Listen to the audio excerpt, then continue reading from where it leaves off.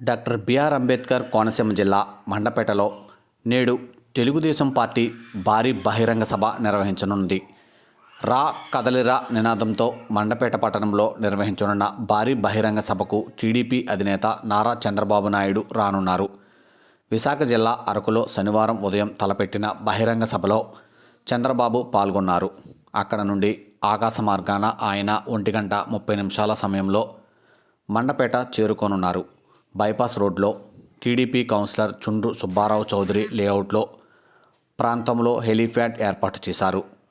అక్కడ ల్యాండ్ అయిన అనంతరం ఎమ్మెల్యే వేగుల జోగేశ్వరరావు తన అనుచర గళంతో ఘన స్వాగతం పలకనున్నారు. ప్రత్యేక వాహనంలో ఆయన బైపాస్ మీదుగా ప్రయాణించి సభావేదిక వెనుక ఉన్న అష్టలక్ష్మి రైస్ మిల్ నుండి సభా ప్రాంగణంలోకి అడుగుపెట్టనున్నారు.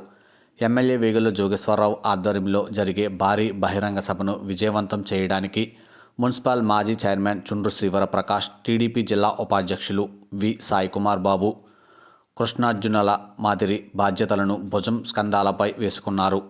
కుమ్మలేరు రోడ్లో ఉన్న రెడ్డి బ్రాహ్మణ చౌదరి లేఅవుట్లో ప్రాంగణంలో సభావేదిక ఏర్పాటు చేశారు.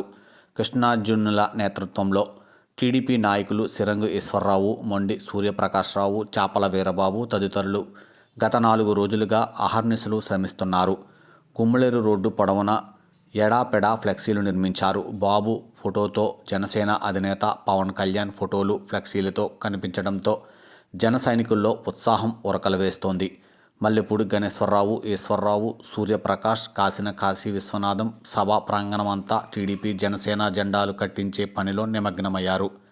ఈ సభకు ఉమ్మడి తూర్పుగోదావరి జిల్లా నలుమూల నుండి 2 పార్టీల కార్యకర్తలు, అభిమానులు భారీగా తరలివస్తారని టీడీపీ శ్రేణులు తెలిపారు. దాదాపు 1,00,000 మంది ఇచ్చే బాబు ప్రసంగాన్ని వీక్షిస్తున్నారని చెబుతున్నారు. మెయిన్ రోడ్లో భారీ ఎత్తున ద్వారం ఏర్పాటు చేశారు. సభావేదిక వద్ద ఏర్పాట్లన్నీ పూర్తిగా ప్రకాష్ కుమార్ బాబులు పర్యవేక్షిస్తున్నారు.